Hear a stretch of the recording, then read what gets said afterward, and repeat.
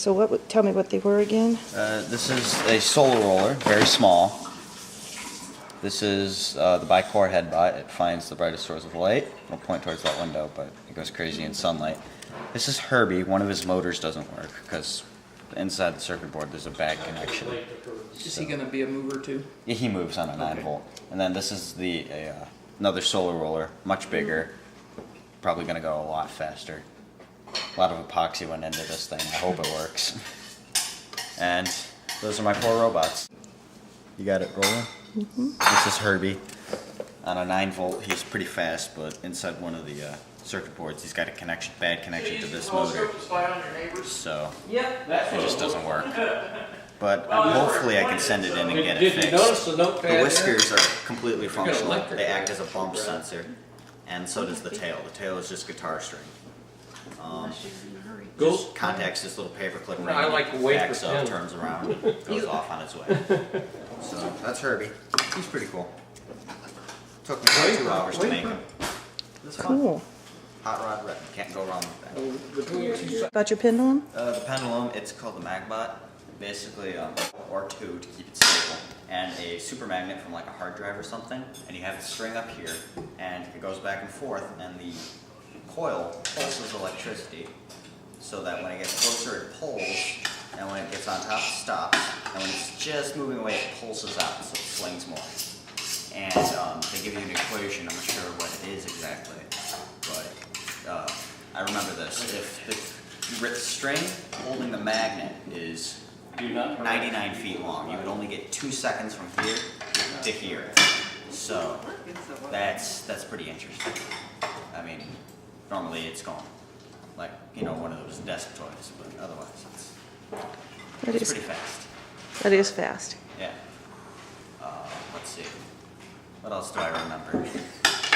Solar rollers are based off some sort of motor. I used a pager motor, a storage capacitor, timer capacitor, a voltage trigger, and a transistor just to route everything, and of course solar cells to charge it up. The motor here is a highly efficient pager motor, so it can go. It's not very heavy, so it goes pretty far on a single pulse, even with the amount of weight on it. It's off. This one's off center because of this capacitor, so it goes in a big circle. But I've also scaled up the design for the Black Manta. It's basically 3 of the same capacitors, and the rest of the circuitry is the same. This motor is slightly bigger, and it should go non-stop pretty far. If it's in direct sunlight, it should go non-stop, I should say. Because, I mean, I've got 10 times the solar cell coverage, close to, maybe 8 times, and these capacitors, there's only 3. They're the same size, they're just different voltage rating. It works. It's going to be pretty cool when I get this wired up. All I have to do is put the motor and the solar cells to the rest of the circuit, but I didn't have time for that when I came in. So. And where did you say you get your robot stuff from? I get solar cells, motors, gearboxes, all that stuff from solarbotics.com, and resistors, capacitors, all that sort of stuff I get from All Electronics.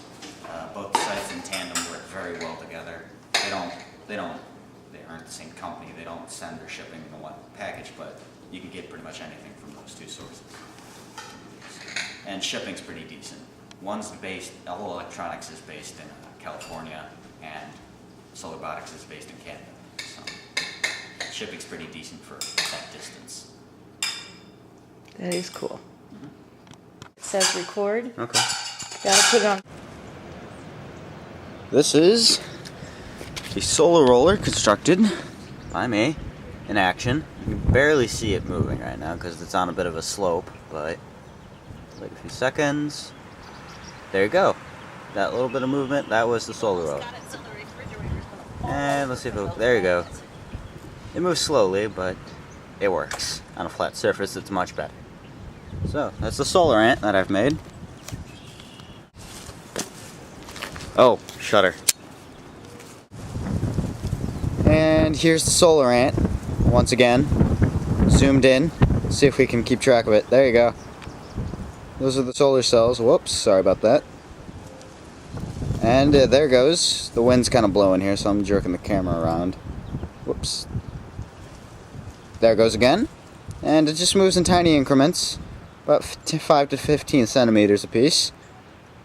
But it's pretty cool. It's a very elegant design, if you ask some people who know this kind of stuff. I just cobbled it together, so that's the way it turned out.